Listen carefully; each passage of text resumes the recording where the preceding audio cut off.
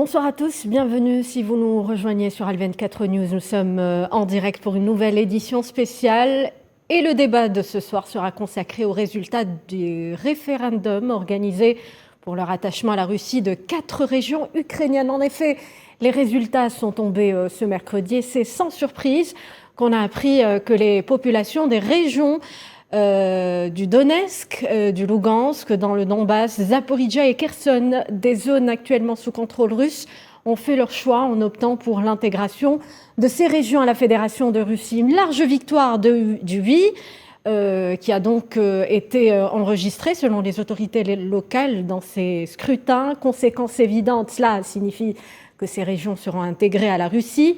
Cela nous renvoie également au scénario de la Crimée en 2014 et tout ce qui s'en est suivi. On va débattre justement de cette nouvelle étape dans le conflit ukrainien décisif et à la fois dangereuse de la vie de nombreux observateurs. On parlera aussi des conséquences que ces scrutins pourraient engendrer, sachant qu'ils sont décriés par l'Occident, qualifiés d'ailleurs de simulacres par Kiev. Akram Khriyev, bonsoir. Bonsoir. Journaliste directeur du site MENA Défense, merci d'avoir accepté notre invitation. Gérard Vespierre est également notre invité. Bonsoir. Bonsoir à vous. Chercheur, conférencier en géopolitique, fondateur du site Le Monde Décrypté. Eh bien, on va commencer tout d'abord par énoncer les résultats de ces référendums. Plus de 93% des électeurs dans la région de Zaporijia ont voté pour leur attachement à la Russie. À Lugansk, on évoque le chiffre de 98% des électeurs pour l'adhésion à la Russie. Dans la région de Kherson, c'est plus de 87% des électeurs qui disent oui. À Donetsk, le oui recueille plus de 94%. Il s'agit bien entendu, selon les autorités locales dans ces régions pro-russes, de résultats préliminaires. Akram Khriyev, que reflètent ces chiffres? Est-ce que ces résultats indiquent une réelle volonté des populations de ces régions d'adhérer à la Fédération de Russie? Quelque part, oui, mais en réalité, toutes ces régions-là sont aujourd'hui sous la contrainte. Ils sont en pleine guerre. Ce sont des zones de guerre. Les populations de ces régions avaient par le passé souffert de violence, de coercition de la part à la fois des milices locales, mais aussi de milices venant de Kiev. Leur position est très, très incertaine aujourd'hui. Autre chose, c'est très difficile d'organiser un référendum sur des territoires qui sont partiellement libérés ou occupés selon qu'on soutienne un camp ou un autre. Vous citiez la région de Zaporozhye, de Zaporijia. Son chef-lieu n'est pas occupé par la Russie aujourd'hui, donc les habitants de son chef-lieu ne se sont pas exprimés. Donc, idem pour la région de Lugansk, qui reste en partie sous domination ukrainienne. Donc, c'est très, très difficile de statuer sur ces résultats-là, de leur accorder pour l'instant une crédibilité autre que à l'intérieur d'une démarche un peu plus globale qui est celle de la Russie à travers cette opération spéciale qui vise à un petit peu récupérer à la fois ses territoires, mais selon la dialectique russe, aussi récupérer ses citoyens. Alors, soulignons juste un détail mis en avant d'ailleurs par Moscou. Les scrutins se sont déroulés sous la surveillance de plus de 100 observateurs dits indépendants issus de 40 pays. Cela devrait normalement garantir la transparence du vote. On le saura avec Monsieur Gérard Vespierre. Votre point de vue sur ces résultats? Je pense que nous sommes dans une situation quelque peu pathétique, n'est-ce pas? Parce que d'un côté, vous avez des territoires et quand on fait voter un territoire, eh bien, il faut qu'il y ait une délimitation de ce territoire. Il faut que la totalité de l'oblast de Lugansk ou la totalité de l'oblast de Donetsk ou bien la totalité de l'oblast de Zaporijia ou la totalité de l'oblast de Kherson, eh bien, soit appelée à voter. Ce n'est pas le cas parce que la Russie, comme vient de le dire le premier intervenant, n'occupe que partiellement, par exemple, l'oblast de Zaporijia et la même chose pour Donetsk. Donc, c'est une aberration déjà sur le plan géographique. Deuxièmement, quand vous avez une élection, eh bien, je pense savoir que dans tous les pays où il y a une élection, n'est-ce pas, il y a des listes électorales. Donc là, où sont les listes électorales? Vous allez avoir, à l'évidence, des dizaines de pourcents de personnes qui sont déjà parties, qui sont des habitants, mais qui ont fui la guerre, qui ont fui l'arrivée des chars russes. Donc on a là un deuxième élément, je dirais, qui invalide complètement la démarche. Alors enfin, si vous le permettez, Gérard Vespierre, vous avez le problème de la reconnaissance, et je pense qu'on l'abordera dans quelques instants. On va en parler également, si vous le permettez, Gérard Vespierre. Que prévoient les accords de Minsk? Est-ce qu'il y a justement une délimitation de ces régions? Madame, il ne s'agit pas des accords de Minsk. Vous avez des wilayas, n'est-ce pas, en Algérie, qui sont délimités. C'est une délimitation administrative. Vous avez des départements en France, ce sont des délimitations administratives. Donc c'est l'ensemble d'une wilaya qui va voter, ou bien c'est l'ensemble d'un département. Mais on ne peut pas faire des choses selon la présence des chenilles des chars. Donc ceci est vraiment une aberration totale. Et je pense que la Russie, en dehors de ces difficultés internes qui vont être croissantes, aura des difficultés externes également croissantes. On va en parler justement. Face aux nombreuses condamnations occidentales de ces scrutins, la Russie avait défendu leur légalité. La Russie qui devra maintenant reconnaître l'adhésion de ces régions. Cela va se faire incessamment. Mais concrètement, Akram Khriyev, qu'est-ce qui va changer? Surtout, comment cela va-t-il être concrétisé? Non, le changement, il sert plutôt une dialectique guerrière, va-t-en-guerre du côté russe, plus qu'autre chose. Il sert aussi à justifier ce qui va venir dans un avenir très proche, qui est probablement un durcissement de la politique russe, qui considère aujourd'hui ces territoires-là, ces oblasts-là, comme étant partie de la Novorossie, donc de la Russie, et apportera des justificatifs pour Moscou, afin de changer de politique sur le terrain. En termes de violence, on ne parlera plus maintenant d'opérations spéciales parce que du moment où ils considèrent que ces régions-là ont voté et ont admis leur retour donc à la Rodina, à la mère patrie russe, que ces oblasts-là, ces régions-là doivent être défendues par la force et ne feront plus l'objet d'une opération spéciale, mais ce sera une guerre de libération du reste de ces territoires-là, ou bien de défense du territoire russe. On constate quand même que c'est un égarement de la Russie en termes de dialectique, et dès le début, la Russie n'a pas su gérer par rapport à son opinion, mais aussi par rapport à l'opinion publique internationale, toute cette terminologie-là liée à la guerre.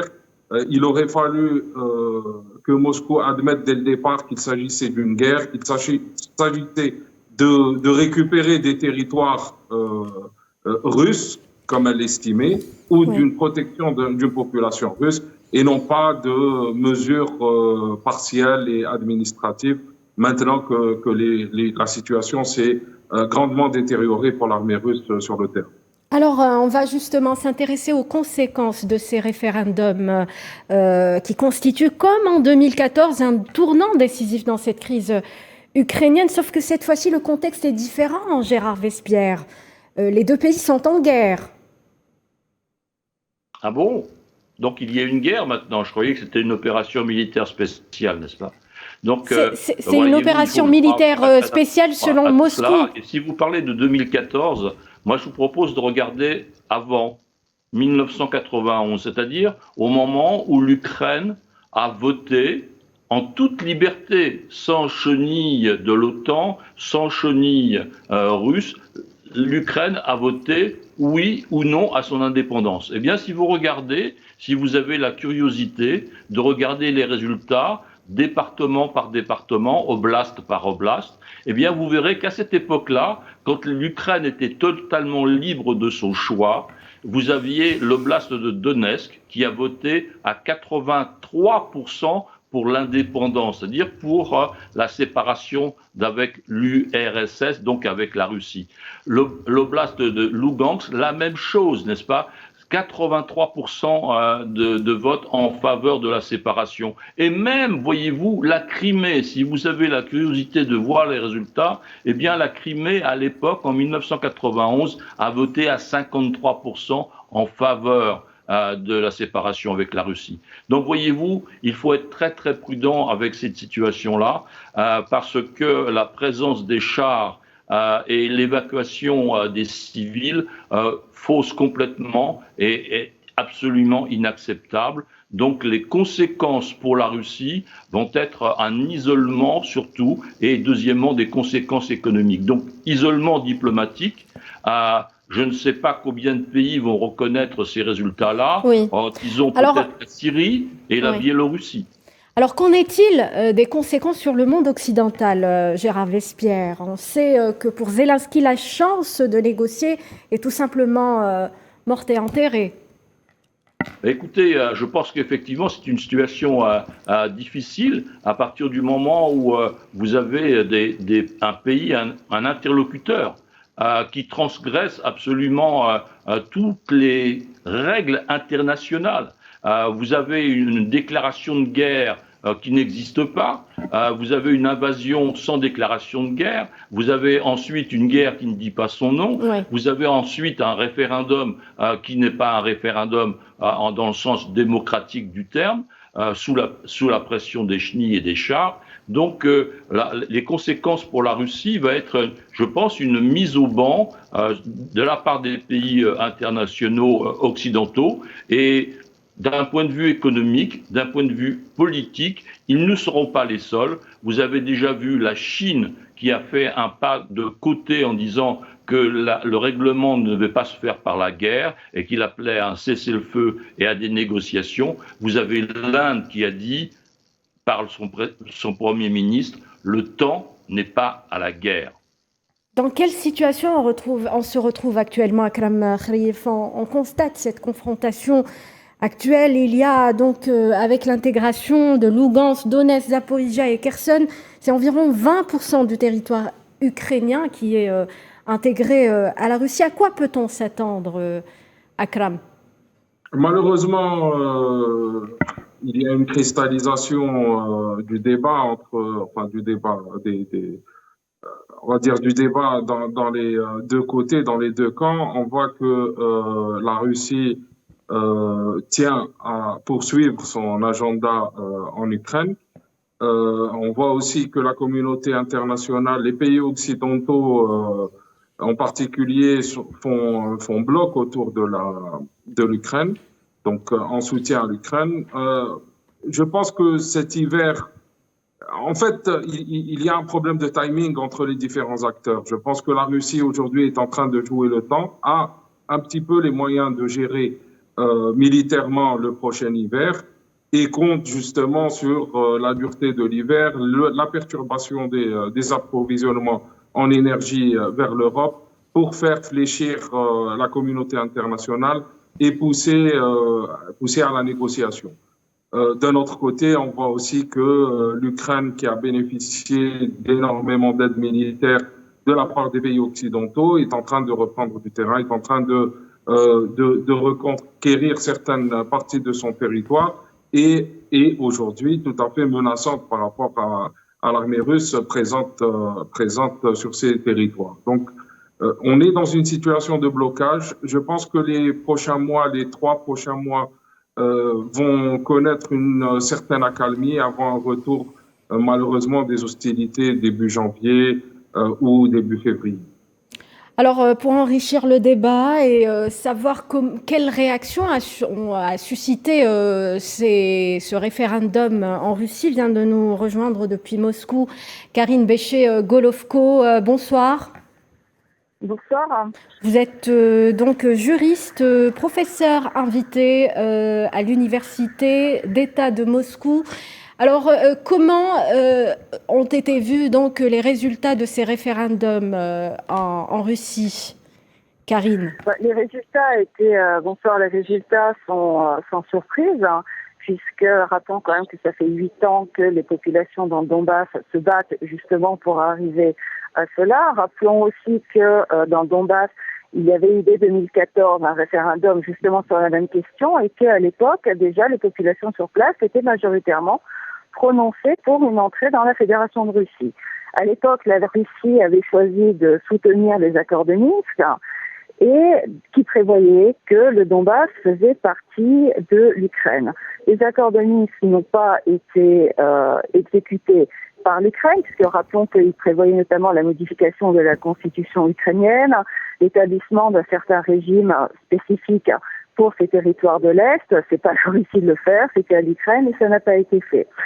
Donc ici, il faut comprendre que sur le plan politique, c'est une évolution, je dirais presque normale, presque c'est le cours historique qui reprend ses droits. Sur le plan juridique, on entend beaucoup d'exclamations du côté occidental, disant que c'est une forme d'annexion déguisée par un référendum. Tout d'abord, il faut rappeler que, juridiquement justement, pour qu'il y ait une annexion, il faut qu'il y ait un État. Pour qu'il y ait un État, il faut qu'il y ait un système institutionnel et juridique qui soit globalement efficace. C'est en tout cas la définition classique dans les facultés de droit qui vient de Hans Kelsen. Or, si l'on se réfère ne serait-ce qu'au rapport de la Cour des comptes européenne qui explique que le système de corruption et le dysfonctionnement de l'État restent endémiques après le Maïdan, si l'on se réfère aux décisions pilotes de la Cour européenne des droits de l'homme qui expliquent le dysfonctionnement chronique du système judiciaire, si l'on tient compte des fermetures systématiques des partis d'opposition en Ukraine, qui ont été reconnues d'ailleurs par Zelensky, on comprend très bien que l'étaticité en tant que telle de l'Ukraine, depuis 2014, n'existe pas. Nous avons en fait un système de protectorat qui est exercé par les puissances étrangères. Que l'Occident ne reconnaisse pas les résultats du référendum, c'est tout à fait normal, parce que ça l'obligerait à reconnaître sa défaite politique, Oui. qu'il ne peut évidemment pas se permettre, puisque le conflit continue. Maintenant, il est vrai que politiquement et juridiquement, la Russie a repris ses territoires, conformément à la volonté des populations locales. Il y a eu des listes électorales bien établies, Karine Béché-Golovko? Il y a eu des listes électorales qui étaient établies. Il y a eu une possibilité pour les gens de voter. Il n'y a pas eu, dans les territoires de Kherson et de Zaporozhye, évidemment 90% pour, puisqu'on était autour de 70-80%. Donc ce qui montre bien que les gens qui étaient contre ont pu voter contre.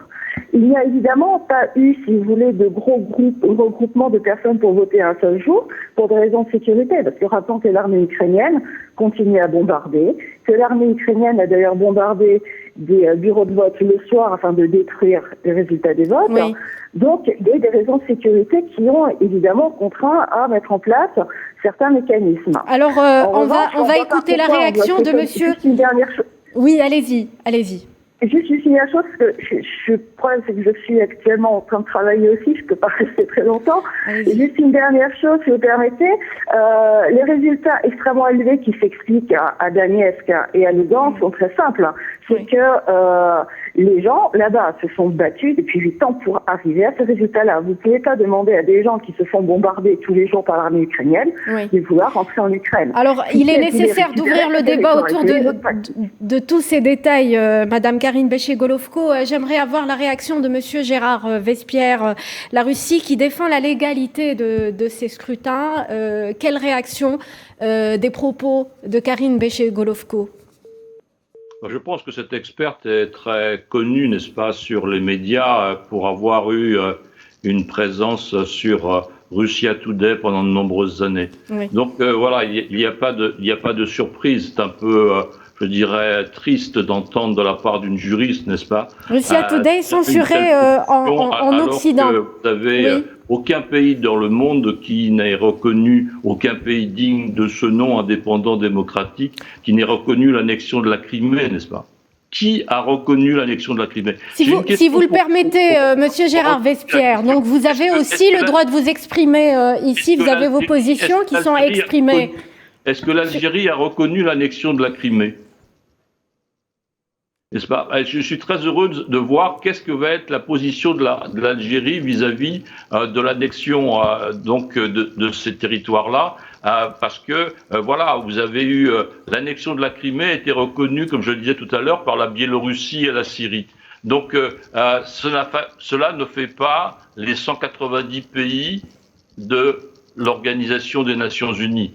On ne peut vivre dans un monde que s'il y a des règles. On peut vivre dans un monde s'il y a des règles qui sont respectées. On a besoin d'équilibre, Monsieur Vespierre. Permettez-moi, Akram Khrief, toujours en guise de réaction sur cette confrontation qu'on constate. Non, je suis tout à fait d'accord avec Monsieur Vespierre. L'Algérie n'a pas reconnu la Crimée, comme elle n'a pas non plus reconnu le Kosovo. Donc, dans les deux cas, nous avons un ordre mondial qui est en train de changer. Oui. On a une véritable polarisation et on a un monopole du moi j'ai le droit de faire. Donc, c'est vrai que nous ne pouvons pas vivre dans un monde qui aujourd'hui n'applique, qui laisse des pays ne pas appliquer la loi. Ça s'applique tout autant sur l'État hébreu, ça s'applique aussi au Kosovo, ça s'applique à l'OTAN, ça s'applique à pas mal d'autres institutions. Je déplore en fait que cette situation aujourd'hui prenne en otage 40 millions d'Ukrainiens et prenne en otage aussi 150 millions de Russes. Nous sommes arrivés à un point où la communauté internationale a dépassé le droit et ne reconnaît que le droit de la force. Et je vous ai cité des exemples entre Palestine, Kosovo et Crimée. Vous avez très bien fait aussi de noter que Russia Today était censuré en Occident. Oui. On voit qu'il y a un deux poids, deux mesures partout. C'est de bonne guerre, c'est justifié. Et c'est en cela qu'un pays comme l'Algérie est, à mon avis, fier de ne pas participer, de ne pas reconnaître ces exactions-là et de ne pas prendre position en dehors du droit international. Monsieur Vespierre, sur justement cette neutralité de certains pays actuellement lorsqu'il s'agit du conflit ukrainien. Écoutez, je pense qu'il y a deux thèmes là. Il y a effectivement le thème lié au vote de l'ONU. Et je pense que, quelle que soit la problématique qui sera posée au monde, le monde du 21e siècle n'est pas le monde du 20e siècle. Et donc, il y a un appétit pour une multipolarité. Qu'il n'y ait pas effectivement deux camps, un camp blanc et un camp noir, et que donc tous les pays aient à se classer en fonction de cette binarité, si je puis dire. Et donc, quel que soit le sujet de conflit ou de tension, à partir du moment où effectivement il y a une expression, un choix qui est demandé, eh bien il y a une tentation très très très forte, encore une fois, quel que soit le sujet, à ne pas s'engager pour pas que le monde du 21e siècle redevienne un monde du 20e siècle bipolaire. Donc, c'est pour ça que je me place en dehors même de ce problème, voyez-vous, oui. Autour de l'Ukraine. Je pense que c'est une stratégie même non réfléchie, mais qui va dans la nature de l'évolution du temps et de l'organisation de la société mondiale. Donc voilà comment les choses se font, mais n'oublions pas quand même que la reconnaissance maintenant, qui va être l'objet important après cette opération politique, eh bien elle ne va pas être suivie, n'est-ce pas? La reconnaissance de l'annexion de la Crimée n'a pas été suivie. 3 ou 4 pays seulement dans le monde, donc encore une fois la Syrie, donc la Biélorussie, le Venezuela, donc des alliés très proches de la Russie ont reconnu. Donc, vous voyez, 3 ou 4 pays qui reconnaissent, eh bien, ça ne fait pas effectivement une stabilité, ça ne fait pas un choix politique universel. Donc, la Russie a un problème, et la Russie a un problème intérieur. Regardez ce qu'il se passe depuis quelques jours. Il y a plus de 300 000 hommes qui ont quitté la Russie pour ne pas être mobilisable. Mais avions-nous imaginé ça? L'Occident a aussi ses problèmes. Gérard Vespierre, justement, une des conséquences, il faut aussi le reconnaître, ce conflit ukrainien a suscité des divisions au sein de l'Occident également. Un mot sur ces divisions qu'on constate notamment sur le continent européen. Alors ça, votre voix est tout à fait particulière, elle est agréable à écouter, mais votre voix, ce commentaire sur la désunion européenne, n'est-ce pas, est vraiment contraire à tout ce qui a pu se voir ou à tout ce qui a pu se dire. Depuis le 24 février, il n'y a jamais eu autant d'unanimité à Bruxelles, donc au niveau de l'Union européenne. Depuis le 24 février, il n'y a jamais eu autant d'unanimité autour des 30 pays membres de l'OTAN. Mais lorsqu'on parle d'énergie, lorsqu'on parle de problèmes énergétiques, de crise d'énergie, Gérard Vespierre. Il y a 2 candidats supplémentaires à l'OTAN. Donc là, justement, là, il y a une plus grande fédération autour et dans le monde occidental. Akram Khriev, toujours sur ce point. Votre réaction, votre point de vue? Concernant la désunion de l'Occident, bon, au contraire, je l'ai dit en préambule, là, on a vu vraiment de manière massive et de manière très, très rapide une union justement des pays occidentaux contre la Russie et contre l'opération militaire russe en Ukraine. On continue à le voir jusqu'à maintenant avec un flux incessant d'armes et d'équipements qui sont livrés à l'Ukraine. Oui. Il reste que c'est très difficile aujourd'hui de juger à l'instant T. Mais lorsqu'il s'agit de la crise d'énergie, on a vu un petit peu la position de la Hongrie, Akram, qui n'a pas toujours... On a quelques divergences sur ce point de vue-là. À relever. De gros risques de divergence qui iront crescendo avec la crise énergétique qui est en train de pointer son nez en ce début d'automne. Très bien, on voit un petit peu que les intérêts des uns et des autres priment dans ce contexte. Eh bien, merci à mes invités de nous avoir éclairés sur ce sujet. Merci à vous, chers téléspectateurs, de nous avoir suivis. Restez sur Al 24 News. Très bonne soirée.